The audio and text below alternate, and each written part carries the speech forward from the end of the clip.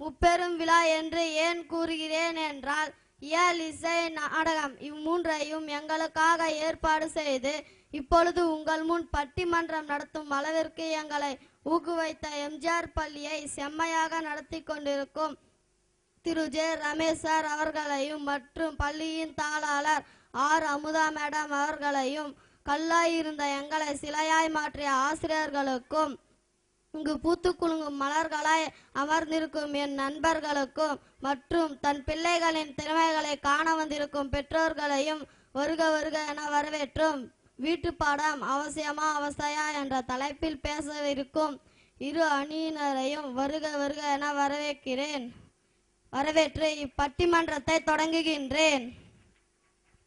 முதலில் வீட்டு பாடம் அவசியமே என்ற தலைப்பில் பேச வந்திருக்கும் அணியின் தலைவி சிந்து, அஜித், மோகன், ஷர்மிளாவையும் மற்றும் அவஸ்தைதான் என்ற தலைப்பில் பேச வந்திருக்கும் அணியின் தலைவர் குமரன், கோகுல், ஷாஷ்மிதா, மகாலட்சுமி அவர்களையும் வருக வருக என வரவேற்கிறேன்.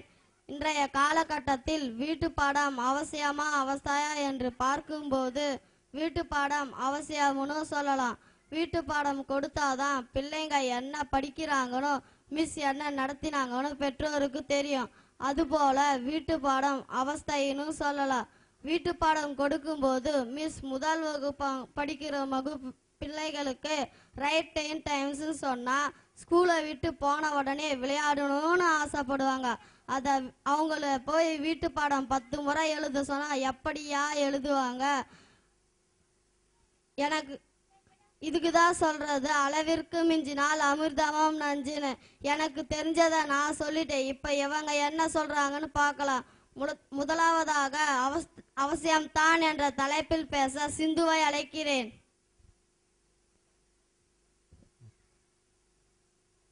அனைவருக்கும் வணக்கம். ஐயா, நான் பேசும் முன் ஒரு குறளை மட்டும் சொல்லி என் உரையை தொடங்குகிறேன். கற்க கசடர கற்பவை கற்றபின் நிற்க அதற்கு தக. படிக்க வேண்டியதை பிழையில்லாமல் படிக்கவும், படித்ததை அதன்படி நடக்கவும் வேண்டும் என்பது இக்குறளின் விளக்கம். அது போலதான் ஆசிரியர் கொடுக்கும் வீட்டு பாடமும் அவசியம் என்று பேச வந்துள்ளேன். என்னதான் வகுப்புல பாடம் நடத்தினாலும் வீட்டுக்கு வந்து அதை படித்தால்தான் குழந்தைகளாகிய எங்களுக்கு அது புரியும். பாடத்தை ஒரு முறை எழுதுவது பல முறை படிப்பதற்கு சமமாகும். எதிர் அணியில் இருப்பவர்கள் எந்த நோக்கத்தில் வீட்டு பாடத்தை அவஸ்தை என்று பேச வந்துள்ளார்கள்? வீட்டு பாடம் அவஸ்தை என்று எண்ணி இருந்தால் நாம் அப்துல் கலாம் போல் மாபெரும் விஞ்ஞானியை பார்த்திருக்க முடியுமா? மனிதனை உயர்த்துவது கல்வி மட்டும்தான். அப்படி இருக்கும் போது வீட்டு பாடம் அவசியம்தான் என்று நான் உறுதியாக கூறி என் உரையை முடித்துக் கொள்கிறேன். நன்றி, வணக்கம். சிந்து அவர்கள் பேசிய பேச்சு மிகவும் சிந்திக்க கூடியதாகத்தான் உள்ளது. அடுத்ததாக கொடியை காத்த குமரனை போல அவஸ்தை என்ற அணியை தலை தூக்க வந்திருக்கிறார் குமரன் அவர்கள். இங்கு அமர்ந்திருக்கும் அனைவருக்கும் வணக்கம். குறளை சொல்லி அதுக்கான விளக்கத்தையும் சொல்லி விட்டு போனாங்க எதிரணி தலைவி சிந்து அவர்கள். இங்க ஒரு சில வார்த்தையை சொல்லிவிட்டு பிறகு அந்த குறளுக்கான விளக்கத்தை கூறுகிறேன். காலையில் இருந்து மாலை வரை ஸ்கூல்ல படிப்படின்னு சொல்றாங்க. மறுபடியும் வீட்டுக்கு வந்தவுடன் அங்கேயும் படிப்படின்னு சொல்றாங்க. இப்படி சொன்ன வீட்டு பாடம் அவஸ்தைன்னு சொல்லாம அவசியம் சொல்ல முடியும்? எதிரணி தலைவி எதையாவது சொல்லி அவங்க அணிக்கு வலு சேர்க்க வேண்டும் என்பதற்கு அப்துல் கலாம் பெயரை கூறினார். நான் ஒன்று கேட்கிறேன். அப்துல் கலாம் வீட்டுக்கு போய் அவர் ஹோம்வொர்க் எழுதினதையும் படித்ததையும் பார்த்த மாதிரி சொல்லிட்டாங்க. எதிரணி தலைவி சிந்து அவர்கள் கூறிய குறளுக்கான விளக்கத்தை கூறுகிறேன். நம்ம சிறிய வயதில் படித்ததை நினைவில் வைத்துக் கொண்டு பெரியவர்கள் ஆனதும் அதன்படி நடக்க வேண்டும் என்று கூறினாரே ஒழிய தினமும் வீட்டு பாடம் கட்டாயம் எழுத வேண்டும் என்று பொருள் இல்லை. இல்லை என்றால் திருவள்ளுவர் இப்படி எழுதியிருந்தால் நாங்கள் ஒத்துக்கொள்கிறோம். கற்க கசடர கற்றவை கற்ற பின் வீட்டு பாடம் எழுத அதற்கு தக. இப்படி எழுதியிருந்தால் வீட்டு பாடம் அவசியம் என்பதை ஒத்துக்கொள்ளலாம். ஆனால் இவங்க அந்த கருத்தை தவறாக புரிஞ்சிட்டு இருக்காங்க. நடுவர் அவர்கள் இதை சரியா புரிஞ்சிட்டு நல்லதொரு தீர்ப்பை வழங்குவார்கள் என்று எண்ணி என் உரையை முடித்துக் கொள்கிறேன். நன்றி, வணக்கம். கொடியை காத்த குமரன் என்ற பெயரை கூறி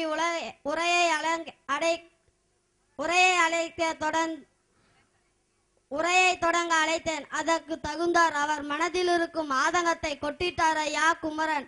அடுத்ததாக அவசியம்தான் என்ற தலைப்பில் பேச அஜித் அவர்களை அழைக்கிறேன்.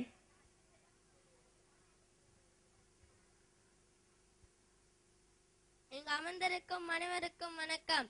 ஐயா, எங்க பாடங்களில் வரும் சந்தேகங்களை தீர்த்து வைக்கும் ஆசிரியர்கள் கொடுக்கும் வாமர்க் ஒரு பயிற்சி தான். அத போய் அவஸ்தான் சொல்றாங்களே ஐயா. வாமர்க் எனதான் அவனுக்கு நினைவாற்றல் பெருகும். அன்றாட பாடங்களில் மீண்டும் மீண்டும் எழுதும் போதும் படிக்கும் போதும் அப்பாடமானது அவர்கள் மனதில் நன்றாக படியும். எண்ணும் எழுத்தும் கண்ணென தகும் என்ற அவையின் பொன்மொழிக்கு இணங்க எழுதுவதும் படிப்பதும் நமது இரு கண்களை போன்றது. அதனால் ஆசிரியர்கள் கொடுக்கும் வாமர் அவஸ்தையாக நினைக்காமல் அவசியம் என்று நினைத்து அதை செய்தமானால் வருங்காலத்தில் ஒரு மருத்துவராகவோ அறிவியல் ஆய்வாளராகவோ ஆக முடியும். திட்டத்தான் கோடாலி கூர்மையாக இருக்கும். ஒரு முறை திட்டனா கோடாலி கூர்மையாகாது. அது போலதான் எழுத பிள்ளைகளுக்கு கையெழுத்து அழகாக வரும். ஒரு முறை எழுதுனா கையெழுத்து அழகாக வரும். இதை மனதில் கொண்டு எங்களுடைய வளர்ச்சிக்கு மிகவும் அவசியம் வீட்டு பாடமே என்று கூறி என் உரையை முடித்துக் கொள்கிறேன். நன்றி, வணக்கம். கரெக்டா தாயா சொல்றாங்க. ஹோம்வொர்க் ஒரு பயிற்சின்னு அத போய் அவஸ்தைன்னு சொல்றாங்க. அடுத்ததாக அவஸ்தை தான் என்ற தலைப்பில் பேச கோகுலை அழைக்கிறேன். அனைவருக்கும் வணக்கம். எவ்வளவு சொன்னாலும் அவசியம் சொல்றாங்களே ஐயா. பாரதியார் என்ன சொல்லியிருக்கிறார்? மாலை முழுவதும் விளையாடுன்னு சொல்லியிருக்கிறாருங்க. ஸ்கூல்ல இருந்து வந்த உடனே கொஞ்சம் சத்தம் போட்டு விளையாடக்கூடாதுங்க. உடனே எங்க அம்மா என்ன கூப்பிட்டு புக்கை எடுன்னு சொல்லுவாங்க. ஆனா எங்களை மட்டும் படிக்க சொல்லிட்டு அவங்க மட்டும் சீரியல் பார்ப்பாங்க. நாங்களும் பொறுப்பாகத்தான் ஹோம்வொர்க் எழுதிட்டு இருப்போம். ஆனா எங்க அப்பா வந்த உடனே மடன்னு டிவி ஆஃப் பண்ணிட்டு எங்க அப்பா கிட்ட சொல்லுவாங்க, பாருங்க பசங்க நான் சொல்ற பேச்சே கேட்கறதே இல்ல என்று எங்க மேல ஒரு பெரிய கல்லையே போட்டுருவாங்க ஐயா.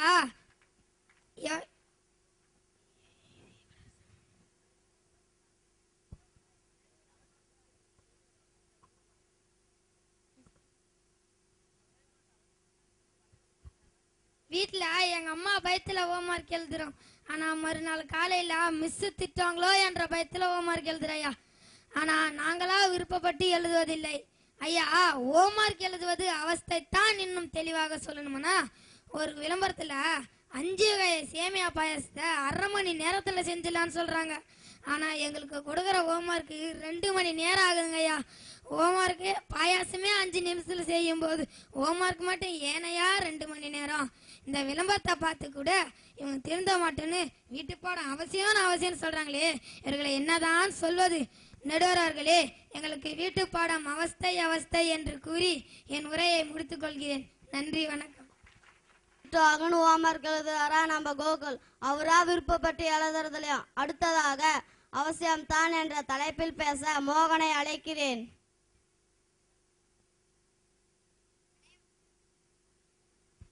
அனைவருக்கும் வணக்கம். கட்டணை ஊறும் மணற்கேணி மாந்தர்க்கு கட்டணை ஊறும் அறிவு என்ற குறளுக்கு பொருள், கிணற்றை தோன்ற நீர் எப்படி வருமோ அதுபோலதான் எழுத எழுத்துக்களை நன்றாக அறிய முடியும். எனவே வீட்டு பாடம் எழுதினால்தான் தம் பிள்ளைகளை எந்த அளவில் படிக்கின்றார்கள் என்பதை தெரிந்து கொள்ள முடியும். ஐயா, எடுத்துக்காட்டு நான் ஒன்னு சொல்றேங்க. பொதுவா கணக்கு பாடத்தை எடுத்துக்கலாம். ஒரு செம்ம ஒரு முறை போட்டால் மட்டும் உங்களுக்கு புரிஞ்சிருமா? அதை ஒரு முறைக்கு பல முறை போட்டு பார்த்தால்தான் அந்த செம்மை ஈஸியா போட முடியும். அதை விட்டுட்டு வீட்டு பாடம் அவஸ்தைன்னு பல முறை சொன்னால் மட்டும் அவஸ்தையாயிடுமா? நான் கூட தான் சொல்றேன் வீட்டு பாடம் அவசியம்னு. நீங்க ஒத்துக்கொள்வீர்களா? ஐயா, ஒரு வேலையை செய்ய அதில் இருக்கும் நுணுக்கங்களை அறிய முடியும் என்று ஒரு அறிஞர் சொல்லியிருக்கின்றார். அதுபோலதான் எழுதத்தான் வீட்டு பாடத்தின் அவசியம் புரியும் என்று கூறி என் உரையை முடித்துக் கொள்கிறேன். நன்றி, வணக்கம். அடடா, என்னம்மா விலகத்தை கொடுத்துட்டு போனார் நம்ம மோகன் அவர்கள். கரெக்டா தான் சொல்றாங்க. ஒரு சம்மா ஒரு முறை போட்டா எப்படியா வரும்? ஒரு முறைக்கு பல முறை போட்டா தானே வரும். அடுத்ததாக அவஸ்தை தான் என்ற தலைப்பில் பேச சாஷ்மிதாவை அழைக்கிறேன். அனைவருக்கும் வணக்கம். அவஸ்தை தான் என்ற தலைப்பில் என் அணியிலிருந்து பேசி அனைவரின் பேச்சை கேள்வியை கேட்டு அவசியம்னு சொல்றாங்களே ஐயா. ஒரு செம்ம போட போட வரும்னு சொல்றாங்க. நான் ஒண்ணு கேட்கணும்னு ஆசைப்படுறேன். மிஸ் 45 நிமிஷம் நடத்துறாங்க, அது புரியாதாப்பா இவங்களுக்கு? வீட்டுல போயிட்டு 2 தடவை போட்டா புரிச்சுதான்பா. எப்படி இருக்கு பாருங்க ஐயா. நான் எடுத்துக்காட்டா சொல்றேன் பாருங்க. ஸ்பெயின், துருக்கி நாட்டுல எல்லாம் பாத்தீங்கன்னா ஹோம்ஒர்க் தான் செஞ்சிருக்காங்க. இப்ப பிள்ளைங்க ஹோம்ஒர்க் வேணும்னு சொல்றது, பெற்றோர்கள் தான் ஹோம்ஒர்க் வேணாம்னு சொல்றது. ஏன்னா அவங்க கஷ்டம் அவங்களுக்கு தானையா. டெய்லி ஹோம்ஒர்க் கொடுத்தா மட்டும் அவன் படிச்சிருவானா? வெளிநாட்டுல எல்லாம் பாத்தீங்கன்னா வீக்கெண்ட்ல, அதாவது வாரத்துல ஒரு நாள்ல ஹோம்ஒர்க் கொடுக்குறாங்க. இன்னொரு நாட்டுல பாத்தீங்கன்னா கிளாஸ்லயே ஹோம்ஒர்க் செய்ய வைக்கிறாங்க. ஏங்க இருக்க பிள்ளைங்க படிக்கலையா? ஐயா, நான் எழுதி படிச்சு எப்படி இருந்தேன்னா இப்படி ஆயிட்டேன் ஐயா. என்ன விடுங்க ஐயா. சில பேர் படிச்சுட்டே இருந்தனால மென்டலா கூட இருறாங்க. இந்த மாதிரி டார்ச்சர் இருக்கனால தான் நான் வீட்டு பாடம் அவஸ்தைன்னு சொல்றேயா. அவசியமா அவஸ்தையா? நீங்களே ஒரு நல்ல தீர்ப்பை சொல்வீர்கள் எண்ணி என் உரையை முடித்துக்கிறேன். நன்றி. மோகன் அவர்கள் சொன்ன கருத்தை எதிரணியில் பேசிய ஷாஸ்மிதா பொடி ஆகிட்டாங்க. கரெக்டா தான் கேக்குற. படிச்சு நிறைய பேர் மென்டலாவே ஆயிட்டாங்களாமே. இது எனக்கு தெரியாம போச்சே. அடுத்ததாக அவசியம்தான் என்ற தலைப்பில் பேச ஷர்மிளாவை அழைக்கிறேன். ஐயா, நான் வீட்டு பாடம் அவசியமே என்ற தலைப்பில் பேச வந்துள்ளேன். ஐயா, மிஸ் ஏன் ஹோம்வொர்க் கொடுக்கறாங்க? ஏன்னா வீட்டுக்கு போனதும் இன்னைக்கு கிளாஸ்ல என்ன நடத்துனாங்களோ அதை ஹோம்வொர்க் எழுதி வர சொல்றாங்க. ஏன்னா அப்பதான் பிள்ளைங்க நினைவில் வைத்துக் கொள்ள முடியும். அது மட்டும் இல்லாமல் அவர்களுடைய நினைவாற்றலையும் பெருக்க முடியும். அதை புரிஞ்சுக்காம எதிரணியில இருந்து வீட்டு பாடம் அவஸ்தையும் பேசிட்டு போய் இருக்கிறாங்க. ஐயா, எங்க மிஸ் நாங்க படிச்சதை மறக்க கூடாது என்பதற்காக சனி, ஞாயிறு மற்றும் அரையாண்டு காலாண்டு விடுமுறையில கூட ஹோம்வொர்க் கொடுக்கறாங்க. ஏன்னா நாங்க படிச்சதை எப்பவும் மறக்க கூடாதுன்னு தான் வீட்டு பாடம் கொடுக்கறாங்க. இத போய் அவஸ்தைன்னு சொல்றாங்களே, இத நீங்கள் தான் எது சரி என்று ஒரு நல்ல தீர்ப்பை கொடுக்க வேண்டும் என்று கூறி என் உரையை முடித்துக் கொள்கிறேன். நன்றி, வணக்கம். கடுகு சிறுத்தாலும் காரம் குறையாது என்பது சரியாகத்தான் இருக்குதாப்பா. அடுத்ததாக அவஸ்தை தான் என்ற தலைப்பில் பேச மகாலட்சுமியை அழைக்கிறேன். அனைவருக்கும் வணக்கம். என் சோக கதையை கேளுங்க நடுவரையா. அதை கேட்டு தீர்ப்பு சரியா சொல்லுங்கய்யா. ஐயா, ஹோம்வொர்க் கொடுத்தாதான் நினைவாச்சும் வளருமா? ஏன் அது கிளாஸ்ல சொன்னா வளராதா? ஐயா, லீவு நாட்கள்ல கூட ஹோம்வொர்க் கொடுக்கறாங்க. ஐயா, சண்டே லீவ் எதுக்கு விடுறாங்க? திங்கட்கிழமையிலிருந்து சனிக்கிழமை வரையும் படிக்கிறாங்க.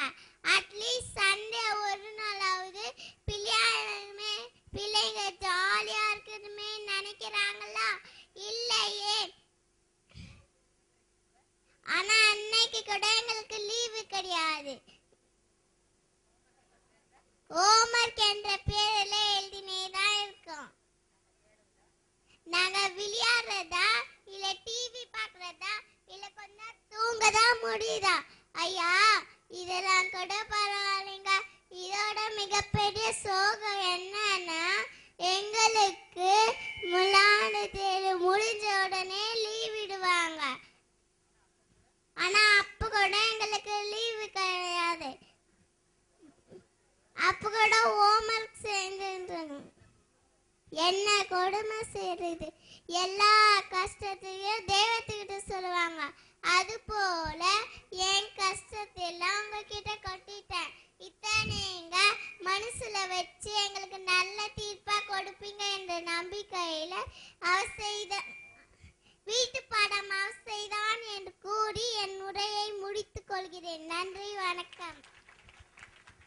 பாட்டெல்லாம் பாடி மகாலட்சுமி படபடன்னு எண்ணெயில் போட்ட கடுகு போல தன் சோகத்தெல்லாம் சொல்லி விடுமுறையிலும் பிள்ளைங்களுக்கு ஹோம்வொர்க் கொடுத்தா என்னங்க ஐயா பண்ணுவாங்க? மகாலட்சுமி பேசிய பேச்சு மிகவும் சிந்திக்கக்கூடியதாகத்தான் உள்ளது. வீட்டு பாடம் அவசியமா அவசியா என்று பார்க்கும்போது வீட்டு பாடம் அவசியம்தான் என்று 4 பேர் பேசினாங்க.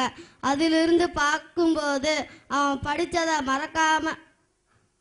படிச்சதை மறக்காம இருக்கிறதுக்கும் அதன்படி நடக்கிறதுக்கும் படிச்சதை திரும்ப திரும்ப நினைவுபடுத்தினால் மட்டும்தான் அவனால் ஒரு சிறந்த குடிமகனாக இருக்க முடியும். அதுபோல வீட்டு பாடம் அவஸ்தைன்னு சொல்லலாம். வீட்டு பாடம் எழுதினா மட்டும் அவர்களுக்கு அறிவு வளராது. லீவுல கூட விளையாட முடியவில்லை, தூங்க முடியவில்லை என்றார்கள். இதெல்லாம் யோசிக்கக்கூடிய விஷயம்தான். ஒரு மனிதனின் வெற்றி அனைத்திலும் உள்ளது. சோதனைகள் இல்லாமல் சாதனைகள் இல்லை. எனவே மாணவர்களுக்கு வீட்டு பாடம் அவசியமான அவஸ்தை என்று தீர்ப்பை கூறி வாய்ப்பளித்த எம்ஜிஆர் ஸ்கூலுக்கு நன்றி பாராட்டி விடைபெறுவது வாசு என்கிற வாசுதேவன். நன்றி, வணக்கம்.